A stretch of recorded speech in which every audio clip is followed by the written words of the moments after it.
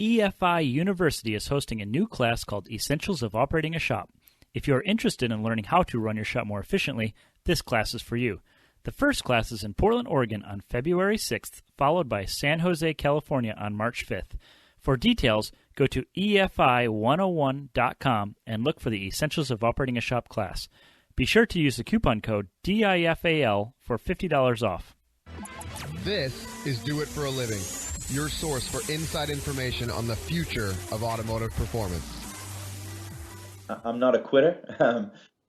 I don't know what too much work is, and I'm lucky to be surrounded by an incredibly talented team now at the shop that is capable of producing some remarkable work. What's holding you back from starting or growing your business into what it can be? Well, if you're listening to this, it's not a lack of information. What you're about to hear is all you need to get motivated and start making waves. Do It for a Living podcast details the journey of today's true players in their own words. Find out how they broke out so you can too. The time is now. The time is always now.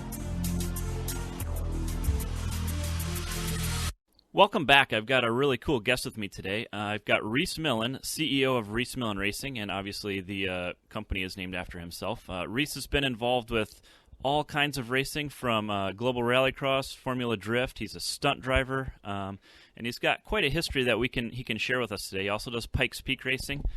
Rhys, how are you doing today? Yeah, doing great, thank you. Just kind of scratching my head trying to figure out what time zone I'm in. Yeah, as I was trying to set this up with you, you're traveling all over the place, and so I'm very fortunate that you've been able to set some time to talk with us. But yeah, you do travel a lot, huh? Yeah, it's been a pretty berserk start to 2016, and last few weeks I've been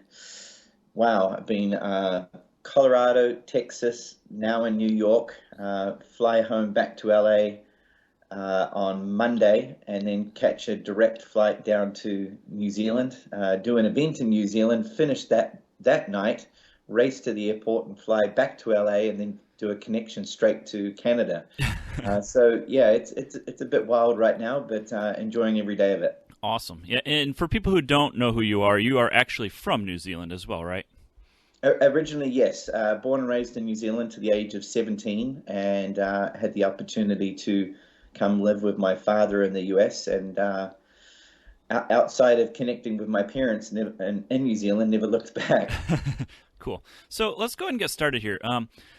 We like to hear about your story, so kind of take us back all the way to when you were a kid, and kind of bring us all the way forward into when you started your business and how you got involved with racing. So tell us your background. Sure. Well, just briefly touching on New Zealand, I was born into a racing family. My father, Rhys Millen, was very successful, and effectively every steering wheel and set of pedals that he touched, he had the opportunity to move to the US in 1978 to race for another team, and my mother was not very adventurous, so she decided to stay in New Zealand, and that's where I stayed. At that point, I kind of lost that connection at around 5 or 6 years old to motorsport, but my grandfather was a big cyclist, and cycling in the form of BMX racing became kind of my outlet for competition and for speed, which was as fast as I could pedal, which wasn't too bad. We ended up winning Australia versus New Zealand, progressing into mountain bike racing, becoming 17 years and younger New Zealand mountain bike champion for downhill.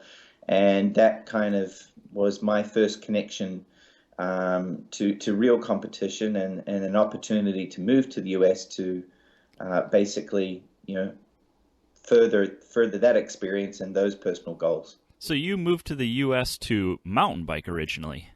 Yeah, yep. 1990, I moved to the US, came over here to go to college and race mountain bikes. And with working with my father in his race shop, I developed a skill set in going to school of running machines and welding and business courses, mathematical courses as well, because I grew up on the metric system and I had to learn the standard system. And then that just being around that environment of racing again kind of did a slow progress from bike racing into cars, which was about a 4 year period. So yeah, I set out to make mountain bike parts and set out to make my own frames and bikes and everything. And as my skill set developed in the shop, my father ate that up, and I ended up building helping assist build his Pikes Peak cars and so forth. So yeah, the passion is still there in cycling. I still ride for fitness now.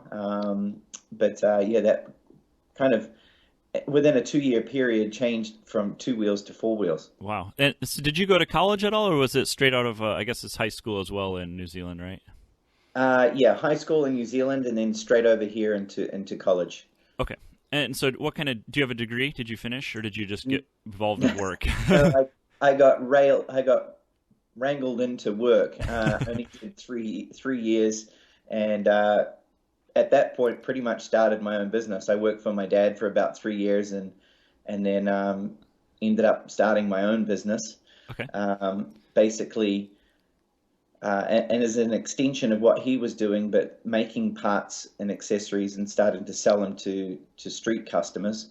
And paralleling with that same time period, mountain bike racing got me into the stunt community, doing bike stunts for TV commercials, which led into driving for TV commercials. Wow. So you that's when you founded Rhys Millen Racing, was essentially 3 years after working with your dad? Yeah, it was about 3 or 4 years later, at the age of 21. Okay. And Rhys Millen Racing was effectively a company established on a car I was gratefully given by Toyota through an association with my dad, which was not a bad car to be given. Was a 1993 or 4 Toyota Supra Twin Turbo, which was a car that was going to be crushed. It was previously used for a Toyota Long Beach Grand Prix pace car.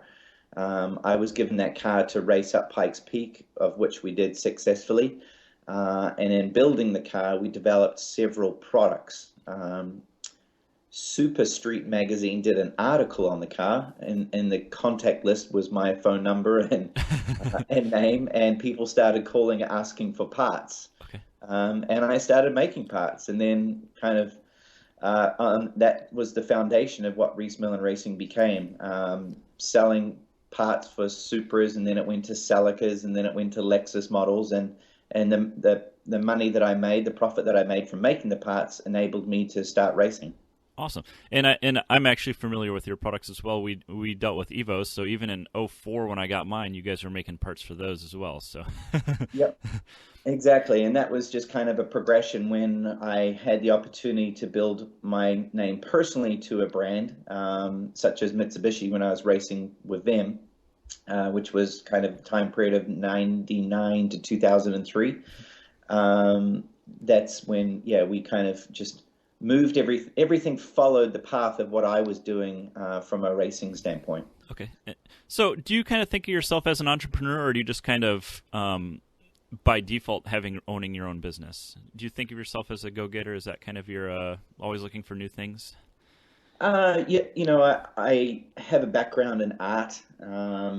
I would say that I have a creative mind. I always look at projects, opportunities, maybe slightly different than anyone else in maybe an approach or just having the exposure to many other forms of business and motorsport and just going about the final product different than most. I'm not one to follow if someone's built something and it's been successful. I look at it as where it can be better, lighter, stronger, faster. And that even goes into projects that we do today. And that bled over into what we did in Formula Drift in the early days, and so forth. So, by entrepreneur, by standard terms, yeah, sure. But I think it's really led by my interest in design, construction, and then the opportunity to have this idea in your head bring it to a full-scale 3D model, and then the opportunity to open the door and hop in it and drive it is just kind of the icing on the cake. And it's been wildly successful for you, too, because you have really have taken over everything you get to or start to do as well, right? Yeah, we've had, I've hunted down many projects, and we've had some very good ones fall in our lap as well. So, yeah, I'm not a quitter. I don't know what too much work is, and I'm lucky to be surrounded by an incredibly talented team now at the shop that is capable of producing some remarkable work. Okay, so you treat your racing like a business and a hobby, or is it mostly a business to you? I mean, you obviously have fun doing it. Yeah. I go to work every day and I play in a sandbox, so it's kind of a hobby, but I take it very, very seriously. And I do enjoy the struggles of the design, the engineering, the time scales that are given, just as much as the release of the driving, sometimes even more so. And again, working alongside of talented people that have skill sets which I possess, but only maybe 50% of what they possess, is just really fun to talk to them, to bounce ideas, and a week, a month, 6 months later, see what we talked about come to life. So how many people are on your team currently? For 2016, we're a little smaller because we do not have manufacturer support, but we operate with 12 full-time staff, and then that number increases when we go to the actual racing venues. Okay, so you hire in a crew and people to transport stuff, whatnot? Correct. Okay. So what takes more time then, the racing or the business? And I guess they're one and the same, but do you spend more time out on the road driving around, or is it dealing with the business? Well, yeah, it's if you were to divide my time for 365 days of the year, I don't think there's a day that I'm not working. And if my wife was sitting here right now, she'd be nodding her head. It's motorsport, for what we're involved in now. If you go back to 2012, we ran 3 programs for Hyundai as a manufacturer, Formula Drift, of which we finished on the podium, won a couple of events, and finished the championship 3rd place. That same year, we ran a rallycross program for Hyundai and Red Bull, of which we finished 3rd in drivers' points, 2nd in manufacturers. And then we ran Pikes Peak, of which we won overall and won the time attack division. So, you might have some years like that where you're running 3 programs and I'm jumping into 3 different types of cars, having to turn on and turn off different mindsets of, pull the handbrake, don't pull the handbrake. There is no handbrake. So, there's those struggles, I guess you could say. And then this year we're operating with just one program, rallycross program, in an entirely different scale than what I'm used to. With me not racing, we are basically a client services company. Okay. So we have our rallycross cars that we rent out to clients, but that series doesn't start till April and is only about 6 months in length. So 3 months leading up to it and 3 months past it, the shop is busy building and prepping cars, building and prepping movie cars, building customer parts, and then my time kind of dappled in there as a remote director, on set, on the road, filming, and then just dealing with the shop managers that I have. Very cool. So you have professional race teams in all kinds of different series. I got to ask, the revenue from your business, is most of that coming from the parts side? Are you still supporting the racing with that, or does the racing actually bring in enough money to support itself? Yeah, that business changed a lot around 2008 when kind of the market in general kind of went soft. And you also had the introduction on the performance side of things of elements of cars like OBD2 and challenges within tuning cars. We started to focus primarily just on cosmetics. It was less stress, less headaches, and you saw probably a change in the percentages of income through the company moving from say 50% racing, 50% parts and accessory sales, to about 80% racing, 20% parts and accessory sales. Okay, so it's a pretty substantial portion of racing then. So now we do operate and have done. This year is again kind of a bit different. It'll probably change up a little bit, but for the most part, for the past 6 years or so, yeah, it has been a bigger percentage of racing, which is primarily based on sponsorship support. So like Hyundai or whoever the title sponsor is for the particular car and series? Yeah, so we go out, well, myself goes out. I have a marketing manager. He helps me put together all of the presentation decks and so forth. And we look at who's doing what in the market and what product may fit for specific racing series or sanctioning series. So we don't look at just one.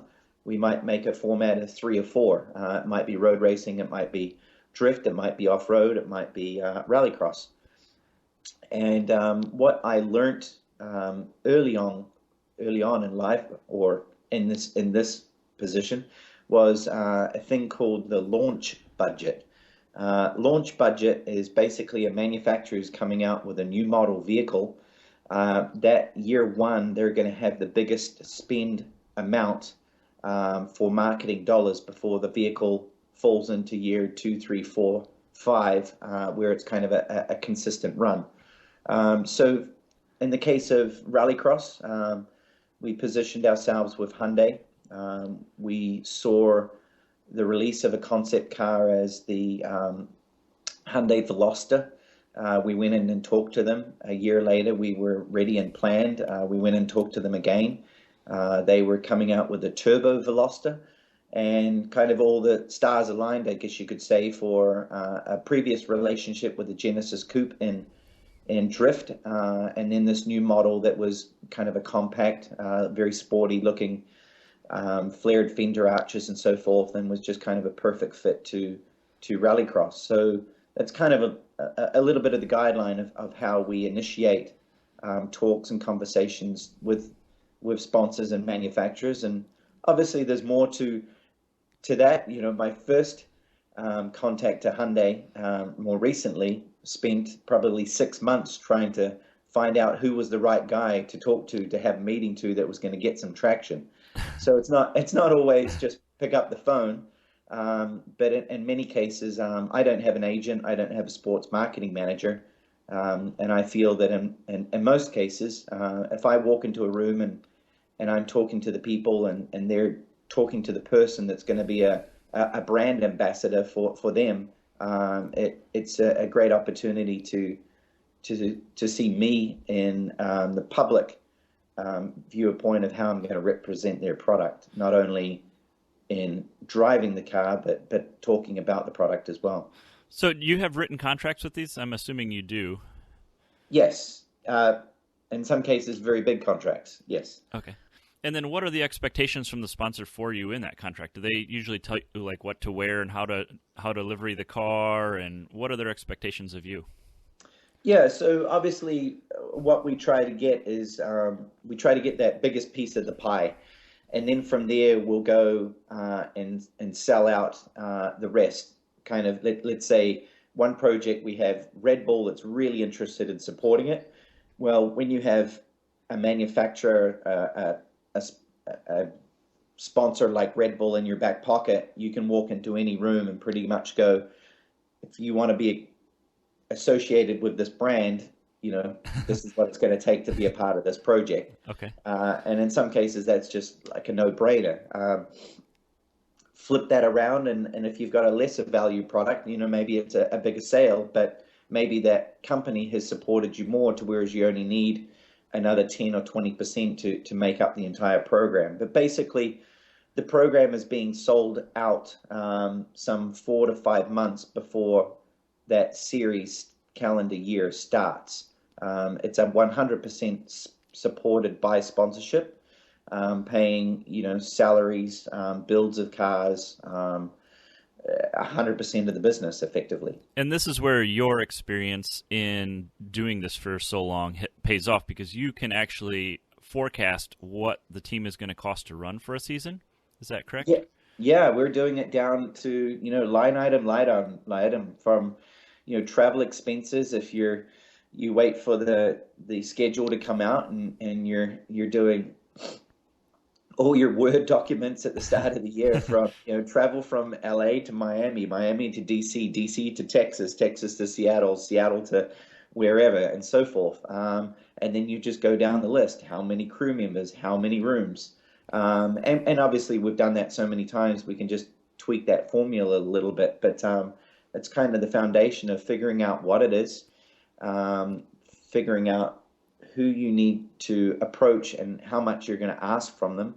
And then maybe you pad in the back end some sort of incentives as well. If you're reaching goals, or maybe they're coming to you going, okay, we're going to give you this much, but if you achieve this, we're going to give you this bonus. So it's a give and take from both worlds, even up to the point of livery design and what the vehicles look like. Some people are very specific, other people are a little bit more relaxed. So if you're doing Red Bull car, you got the big bullhead all over the side of it, huh?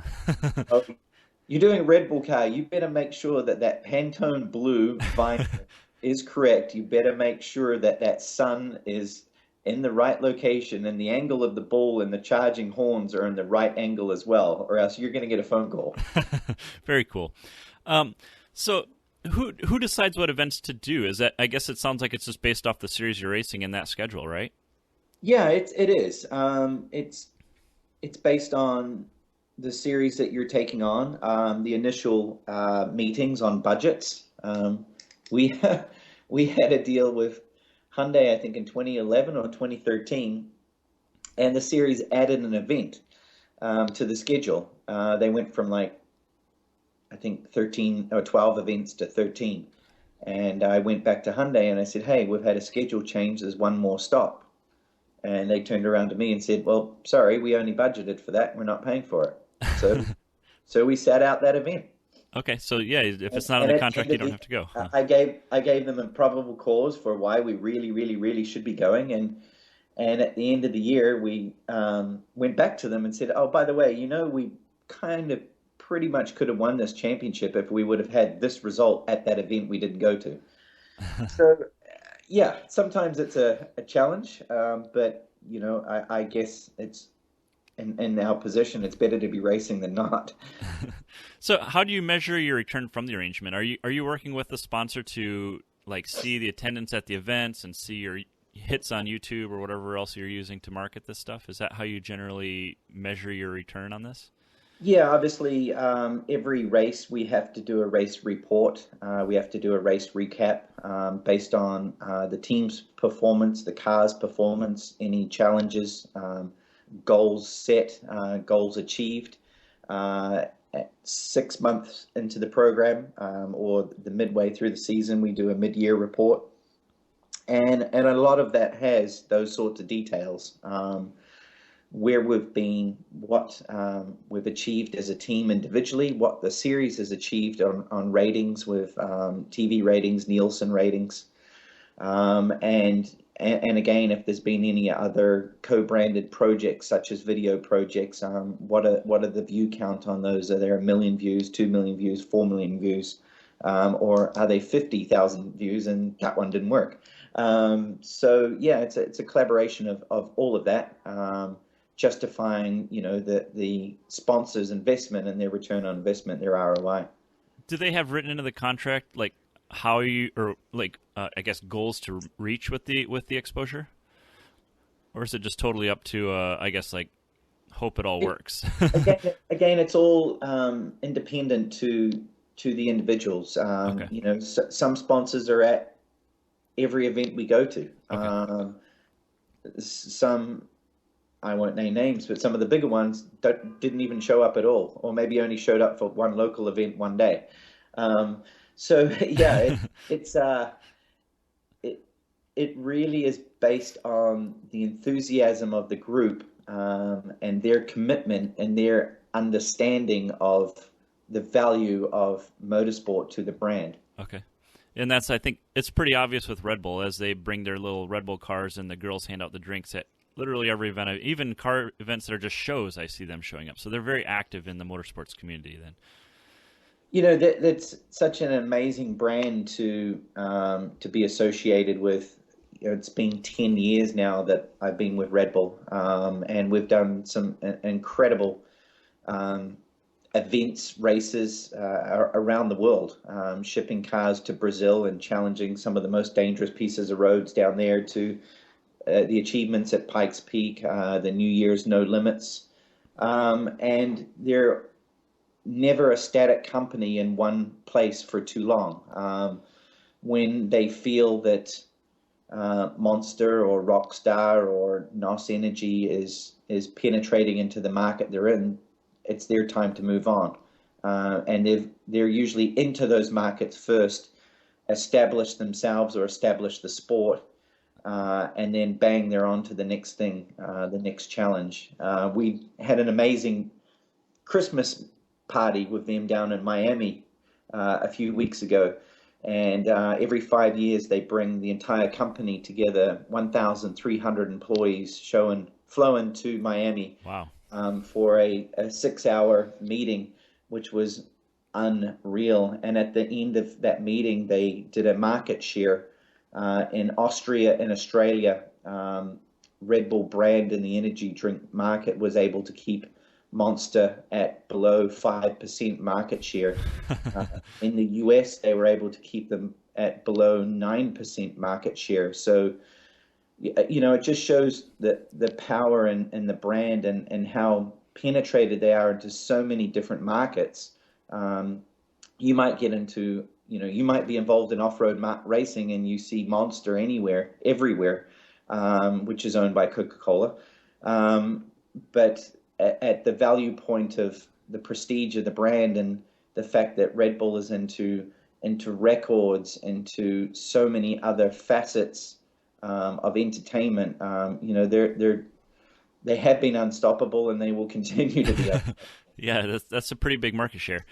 So with working with Red Bull, so they obviously want to send you to other events. Do you have to write into the contracts that you're going to go to, say, send a car to New Zealand to do an event? Is that outside of the racing series you're doing? How do they pick that?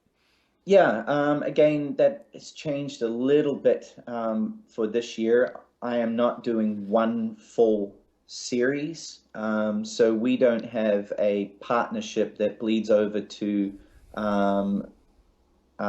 their name on the car, where they have ownership in the team as well as they have had in the past, 8 to 9 years.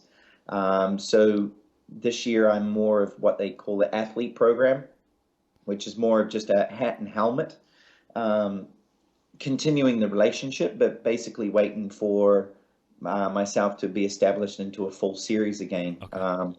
It'll be more than that, but that's kind of the foundation of what it is. This year we'll do selective score Baja races, best in the desert races, Pikes Peak hill climb, and then a lot of the behind the scenes stuff that I do with TV commercials, and then hosting of the TV show that I do with Justin Bell on Fox Sports 1, titled Shut Up and Drive. Very cool. You are attending these events, and your sponsors do attend some of them, you said. Do the other sponsors put it on you to provide merchandise and the booth and sell T-shirts and whatever else? Is that all on you? That, again, with the relationship of Red Bull, can be quite challenging. They do not sell their logo unless they're selling their logo at a specific event with a specific event title. Red Bull is very much a VIP status, so all the clothing that I wear is embossed athletes only. My wife can't wear it, my friends can't wear it. So when you come down to team clothing and apparel for sale, we can sell our name.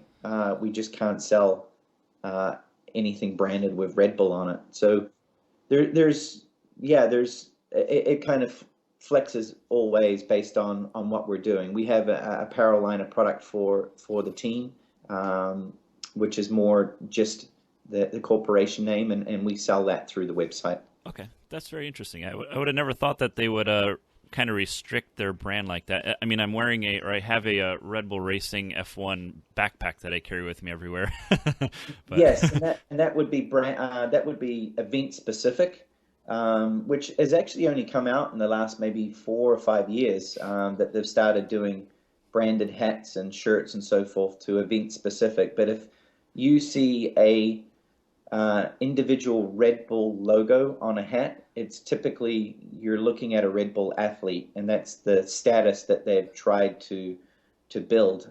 Whereas Monster and Rockstar, NOS Energy, they just give out hats and shirts to everyone, and then it kind of dilutes, that prestige of who those people are. okay, interesting. And so you do sell your RMR stuff at every event you go to, right? Just online. Oh, okay. So you don't bring a merchandise crew with you to the races. We do not know. It's just a little too much to handle with everything else going on when you're supporting 3 or 4 cars on track. Okay, interesting. Okay, that's very cool to hear. I mean, usually with the amateur racing, that's like the goal is to make money doing the t-shirts and stuff. But if the racing takes so much time and resources, then maybe the merchandise doesn't really bring enough return on or to justify doing it. Yeah, and that's a little bit of the series that we're involved in. When we were in Formula Drift, we had something like that set up, and we would have a vendor sell our shirts and take a percentage. But you had a lot of foot traffic in the Formula Drift series.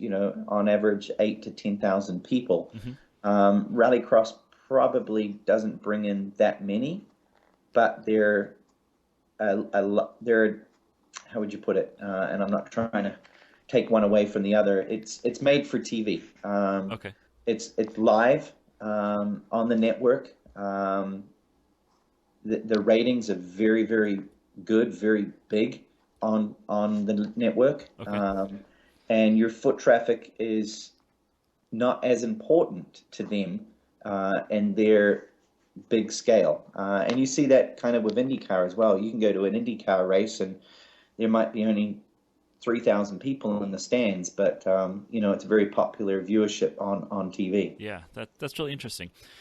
Okay, so we talked about exposure. What about your products? So when you go build a race car, are you developing products for you to sell out of that, or do you kind of just build it for the race car only, and that's kind of the end of it? There's some products that have to be race car specific if there's custom modifications, but initially, every product that we make for a model of vehicle that is going into racing, I try really hard, or in most cases we succeed, in building that product so it can carry over to a consumer end user for street purposes. And a lot of our products do. That might be intercooler kits, front bumpers, wings, spoilers, hoods. A lot of that does transfer over. So yeah, consciously always thinking of that kind of business mind of, okay, we're going to spend all of this time and making this plug and making this mold and then only producing 2 parts for the year. Let's make this mold active and let's make these parts in maybe fiberglass, not carbon fiber, and then we can offer them to an end user who is a fan of the sport and has the same model vehicle. So you can get some residual return on the time spent on the race car. Yeah, and it's definitely a goal that I push real hard for in the shop to have that bleed over. So let's talk about yourself some more. Have you ever doubted yourself on your projects or your racing team and all? And how do you overcome that feeling and move forward? Yeah. The doubting probably comes in the 11th hour when you're not as prepared as I would like to be. And unfortunately, some of those schedules are based on timeframes that are not initially projected that way, but the delays in sponsors signing up for the projects and the willingness to still do them, but under a ridiculous time frame, which is when I have to sit my staff down and say, hey guys, you're going to hate me right now, but this is going to be pretty cool at the end of the job. So yeah, that probably comes in at that standpoint. I won't take on a project. I won't present a project unless I feel confident that what I'm delivering in a room to a group on performance and goals, I can deliver on the track. And I would confidently say every sport or every project that we've taken on, we've successfully achieved 99% of what we set out to do. That's something that amateur racing, I think, struggles with a lot. Is exactly what you said, making an agreement to do something and then realizing it's going to take way too much time in too short of a time frame, and that's something a lot of people struggle with a lot. So you do a pretty good job then, I guess, of looking at a situation and assessing whether or not you can do it in time without killing your staff, I guess, right? Yeah, you obviously, you need to be respectful to the people that are working on the project, and then the opportunity to have okay, when I was starting, maybe I didn't have the funding resources to be as aggressive. But now that we're established, even if timeframes change, but budgets cannot, you have the opportunity to pull from other projects, people, staff, funding to make sure you keep that commitment to that group that you're working with. So what's the worst experience you've had in business or racing? Some of the worst experiences I've had would be not in racing, not with sponsors, nothing. Would be with dealing with slimy customers that have us build their cars. And I would just name one case. We had a Mitsubishi Evo that a customer came in. He wanted $30,000 in upgrades, which was roll cages and seats and turbo kits and all sorts of crazy things.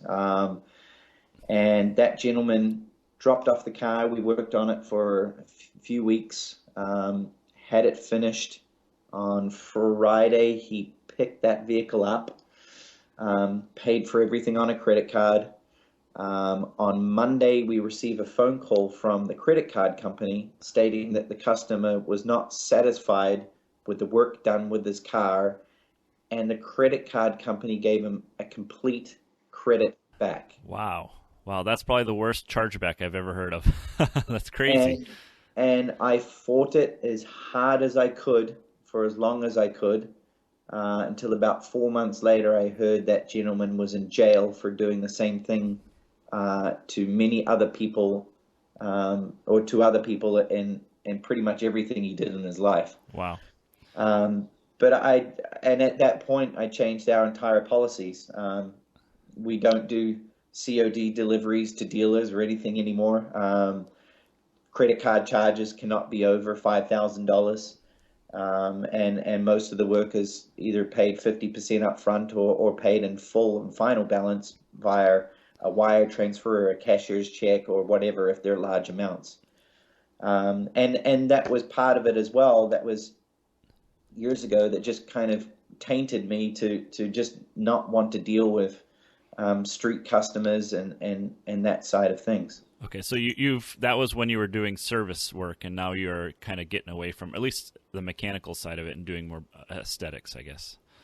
Yeah, we still do a lot of the service work, but it's now kind of moved again into projects that are bigger with people that are more trustworthy, and about where are we now? We're 2000 and gosh, I'm trying to think where it was.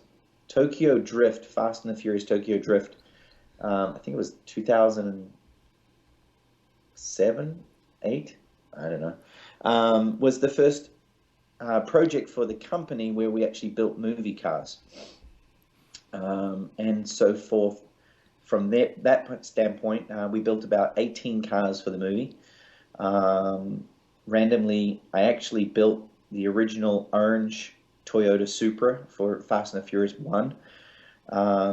And then now for all the installments, we've had some involvement. We just finished this week actually being picked up the shop from the shop today is cars for Fast and the Furious 8. Wow. So that's pretty cool. And I don't know if this is true, and you can tell us this. For the Tokyo Drift one, did you build the Evo that did the drift up the parking garage ramp? And you were driving it too, I heard as well. I don't know if that's true. Yeah, the spiral parking garage ramp was the 350Z, was Drift King's car, which I did drive in that particular scene, which made my good buddy Tanner Faust very mad because that was his car the entire movie, and then they asked me to drive that night that car because I told them it could be done. And that's all that people talk about is that scene. So Tanner gets a little bitter. Sorry, Tanner. Sorry, Tanner, but I did hire you and get you into the industry, which has made your career from that movie. So don't be too bitter. We'll have to get a hold of him and interview him as well then. Yeah. But yes, the Evos, we did do a conversion with making a spooled center differential and drive shaft plugs for the front transmission. And different steering arms, and made them into rear-wheel drive drift cars, which was super, super fun.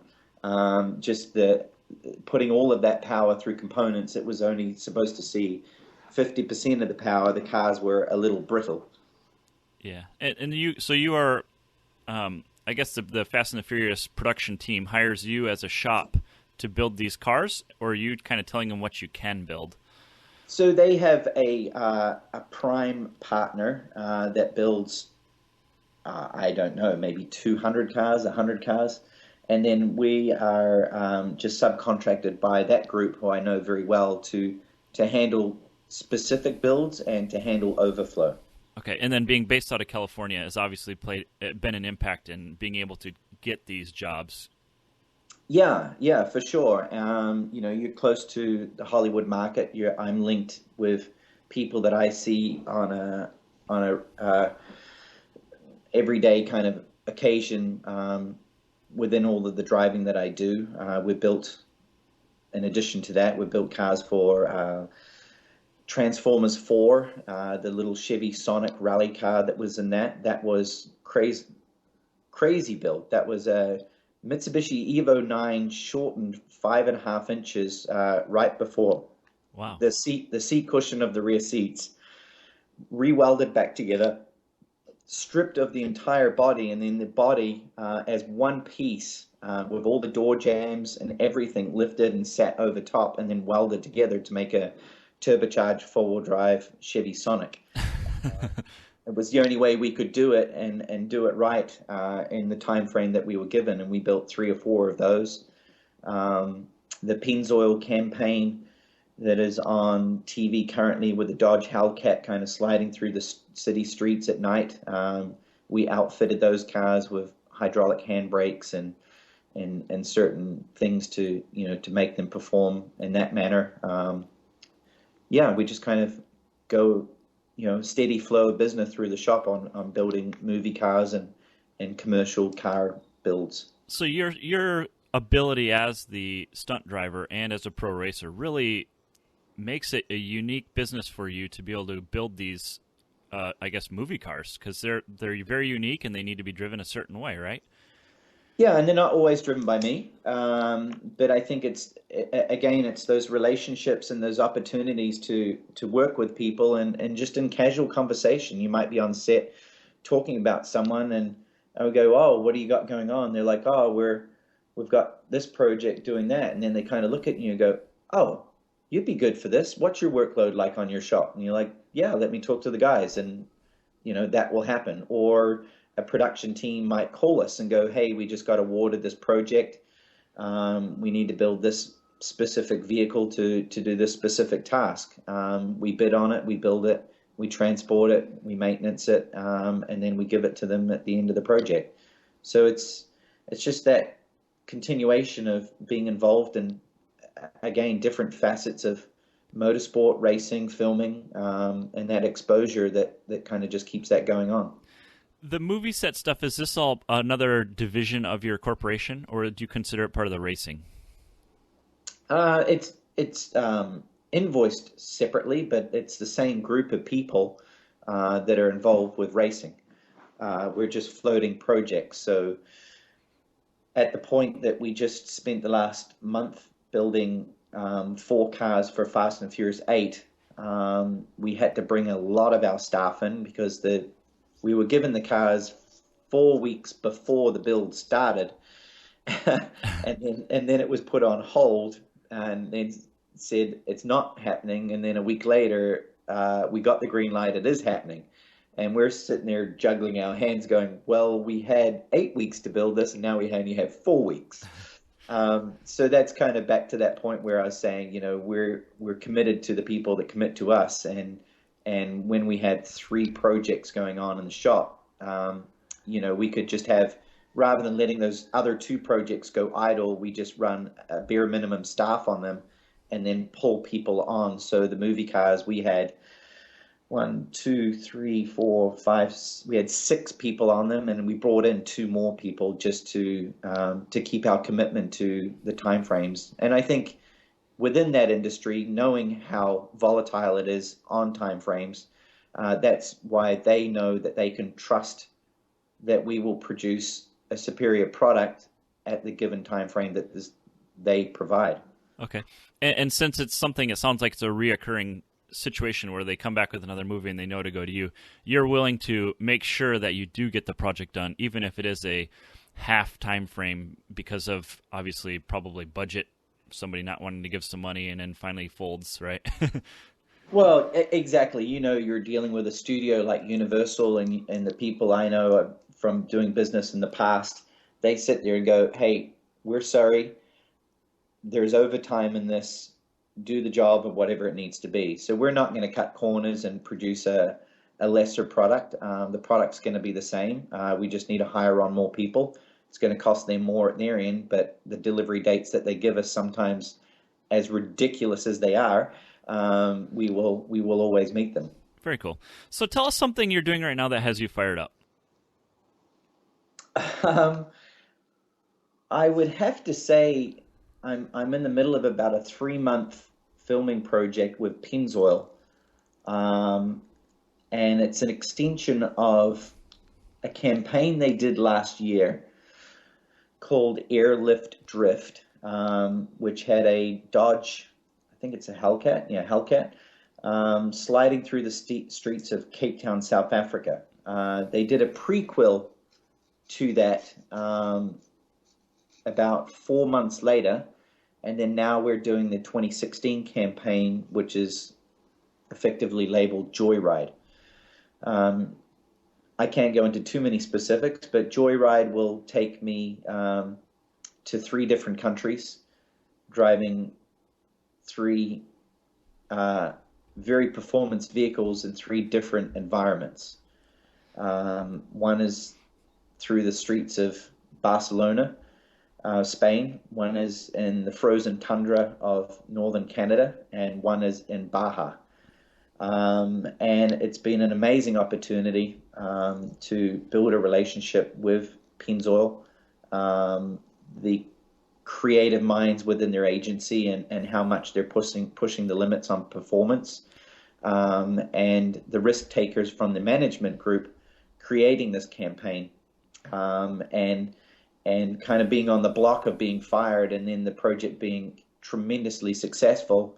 And I've really enjoyed just working with those people that they're not in a position to receive a paycheck. They're there to really work for the people that they're associated with, and take risks and prove people wrong. And that's kind of a little bit of my mentality. So yeah, we're in this amazing campaign in the middle of it. Just got back from Spain last week. We'll be up in Canada in a couple of weeks, and we'll be in Baja a couple of weeks after that. And all I can say is it's going to be some epic films that you guys are going to see. And this is going to be online, or is it going to be on TV? Online and TV commercials. Okay, very cool. So we'll have to check that out. So what's something you struggle with in business? Is it like managing people, or do you have any like weaknesses that you have personally? Confrontation. I hate confrontation. I try to give all of my employees the opportunity to redeem themselves and change themselves. Doesn't always happen. At that point, then you need to make a personal change. But if someone's made a mistake, I try to look the other way, primarily I don't want to approach them on it.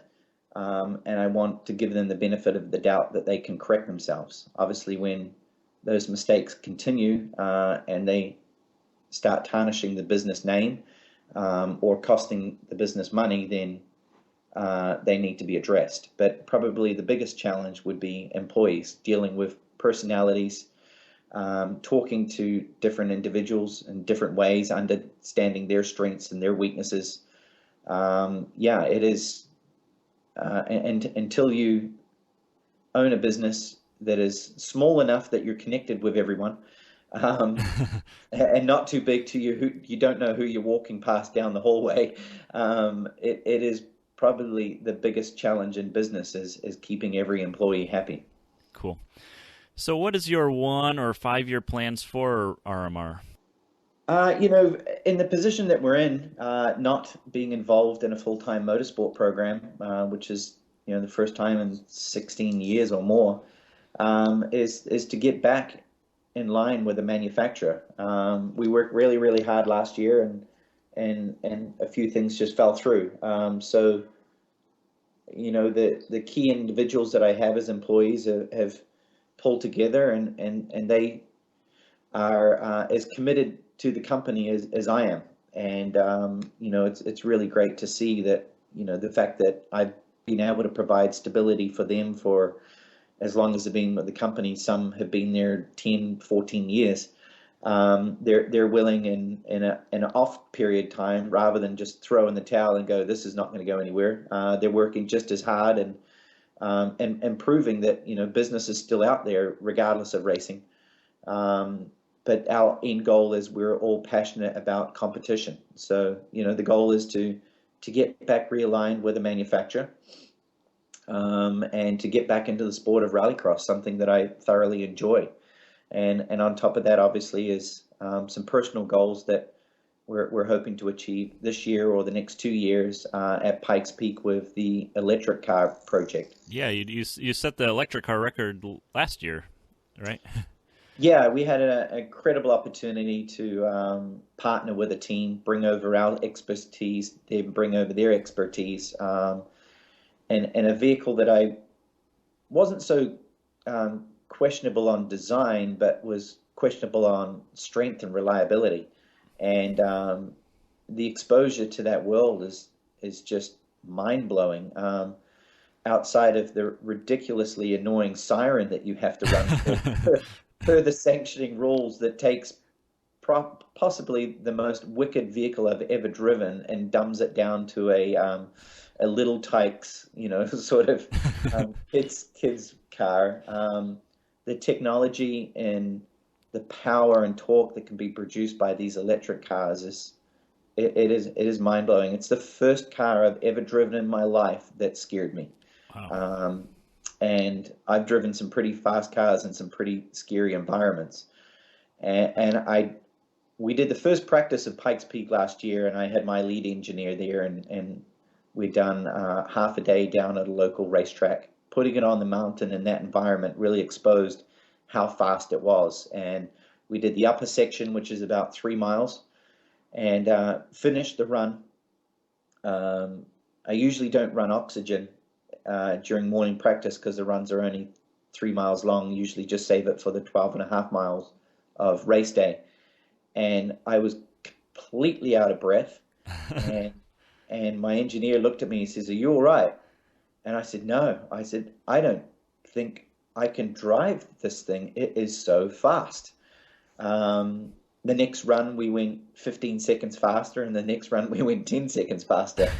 And it was just being exposed to that torque force on your body. I've never had a car accelerate that hard, and there was no limit on when it stopped accelerating.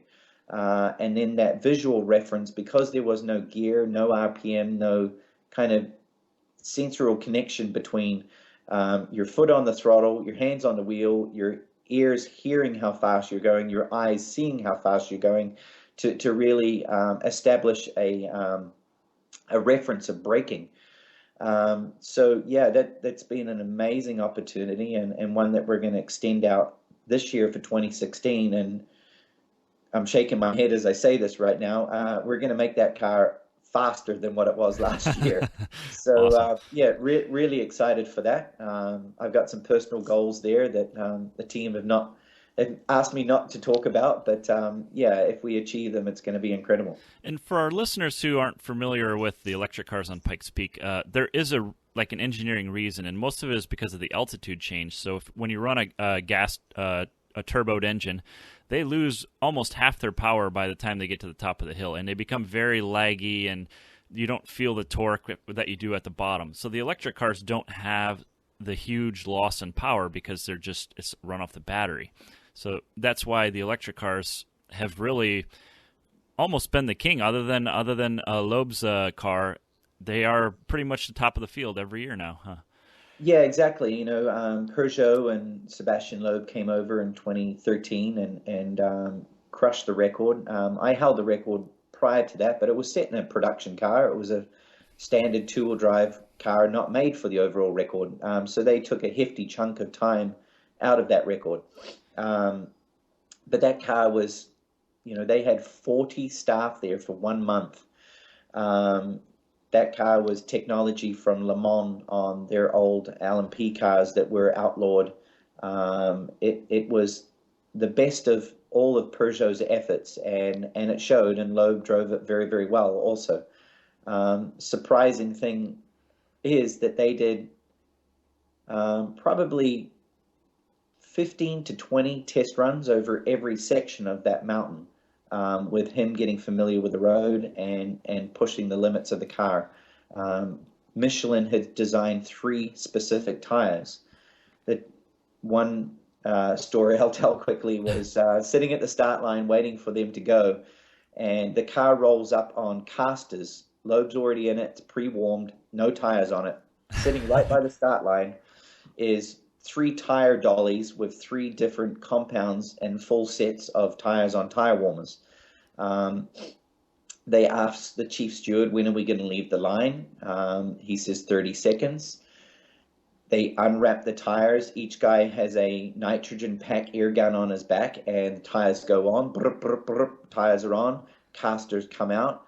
Car fires up, and he's ready to go. Right as he's ready to go, they hold him. They say that there's a car down on the course. It's gone off. This is in practice, and we're on a delay. Their lead engineer goes up to the steward and says, how long is the delay going to be? And at this point, it's been a minute, 2 minutes. He said, we're probably going to be another minute. The car goes back up on casters. Those tires that have never been used, but now they've cooled down too much, go away to the side, and the other set is now prepared. It is, the effort that they put in was just remarkable, and I'm only jealous to have seen that amount of effort. I tell that story to tell this story. In 2 sections of Pikes Peak, with our first time in the electric car, we equaled Loeb's times. Wow. So the possibility of an electric car not only winning overall, but getting that record is very highly. And if the road conditions are right, the upper section of the road is deteriorated and is quite bumpy and scary right now. But if the overall road conditions are right, I would say that a time that most thought was unobtainable with the technology in electric cars, now the power of the batteries, the power of the motors, the weight reduction that can be achieved, give it 3 years and you might see that record fall. Yeah, and so the weight is obviously a big thing. The cars obviously have the torque and the power, and Monster Tajima's car is enormous. I mean, it's a very, very large car, and when I was there one year, I asked them what it weighed, and they wouldn't obviously give specifics, but many of them are very big. Some of them are quite small, but the weight reduction, I think, is where once you master that, I think you're going to be able to beat it. Yeah, the car that we produced this year weighed 2,550 pounds. at its peak output, which we never ran, we only ran it at about 70% because we were having overheating issues with coolant flow to the motors, which happened on race day, unfortunately. But on peak output, that car was capable of producing 1,400 foot-pounds of torque. 1,500 foot-pounds of torque and 1,400 horsepower. And weighed 2,550 pounds. Loeb's car weighed 1,900 pounds with 850 horsepower. So, the numbers are right. They speak for themselves. And again, reflecting on what you said there, for every 1,000 feet that you climb in a normally aspirated car, you lose 3% of your power. So at a start line of 10,000 feet, you're down 30%, and then you're going to lose another 14% to the top. So in that environment, yes, electric cars are at an advantage, I guess you could say. Ambient air temperatures, temperatures within the day, altitudes do not affect them. The biggest challenge is still to create that power output, the amount of heat that you generate in the batteries doing that discharge rate so fast is cooling is very important. Okay, so that's the struggle the electric cars have, is cooling the batteries and the motors then. Correct. Okay. Okay, so moving back onto our, we kind of got distracted, but it's actually a very good conversation. But give us an action item our listeners can take back to improve their situations as business owners or racers. What's something you can give as advice to them? As a starting point, obviously, you can't walk into the room without having a resume. If you don't have anything on paper that represents what you've achieved, your value to their product, to their name, to their brand, you don't have much to sell at all. I spent probably 8 years as a privateer building that resume. And in building that resume, I put a lot of effort into spending my money on gas and tires, meaning gaining experience. And when it came to racing, although it's everything that I wanted to do, I felt that I was very smart about it. And rather than having a budget to do an entire series at 60%, I chose to do selective events at 100%, and make sure that I did my homework, that I was more prepared, that those winning results would do more for me in a shorter period of time than being burnt out after 3 or 4 years and then throwing in the towel because I physically could not afford to continue. And that would probably be my advice. In that case, I focused just on Pikes Peak. It was the only event I did for 5 or 6 years, one race a year. I could have chosen to do more, but I made sure the car was right. I made sure I went to the event before the event and practiced. I made sure that I had a staff around me for the event to support that we were going to put the best effort forward that we could. And we also chose an event that had good media exposure and good print exposure as well. So the following year, we were being carried by that event over a 6-month time period, and we had a lot of resources to go in to show a sponsor that the team had a value and that I had a value as a driver. It's probably the most important part is building that resume. Very cool. Okay, so we're going to go into our quick answer questions. These just kind of shoot out an answer for us really quick. You don't have to elaborate on it. But tell us about a game-changing product you've seen in the last year. It has to come back to the electric car technology. And I don't know if that's the answer that you're looking for. Yeah, but that's a good one. But we've built many engines for different projects, from V8s and drift cars to turbocharged 4 cylinders to twin turbo V6s.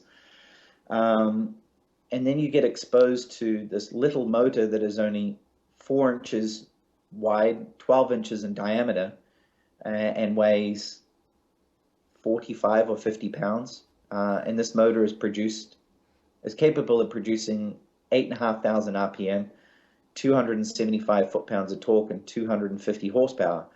And you can double stack them, triple stack them, quadruple stack them on a common shaft to make as much power as you want. It is just mind-blowing, the technology, and just being exposed to the packaging, the power outputs. It's just really changed my mind on how we consider any project, and even who we approach on projects now, even down to some of the movie car builds. That's probably been the biggest game changer for us. Cool. And so I'm actually going to elaborate on this a little bit. Are you, as a company, actually investing time and technology and engineering into the electric cars? Are you applying that to your cars you're building? We are not doing that right now, because there's people far more advanced in those fields than us that have been focused on that for some 8 to 10 years. We're focusing on still the chassis packaging and our expertise on how we can take that technology and put it into other forms of motorsport where that technology has not been proven. Okay. So tell us some software you're using, like My Shop Assist or QuickBooks, that you use daily. We kind of use both those. QuickBooks with the functioning of the business, not something that I do daily because I'm never there daily. My Shopify with all of our online orders and sales, pretty standard throughout the business. Cool. And do you have an app that you use daily on your phone?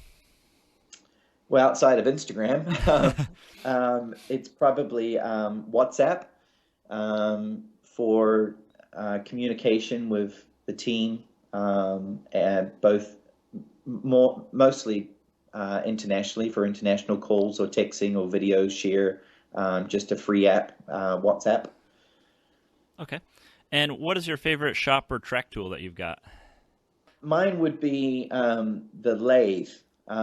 It's where I spent a lot of time when I was younger machining parts, and quite often still when I'm at the shop, I get handed at my desk a drawing and told to make these parts, and I still enjoy it. It's my creative outlet right now. Very cool. Are you using a CNC one, or are you doing it manual? This is just a manual lathe. Cool. Old school, huh? Yep. Usually on a small run project, they'll give it to me. Okay. So you are actually doing the manual labor at times, huh? Yes. Cool. Always. I enjoy it. Okay. And what kind of car are you driving now? What do you think I'm driving? A Hyundai? Yeah. No.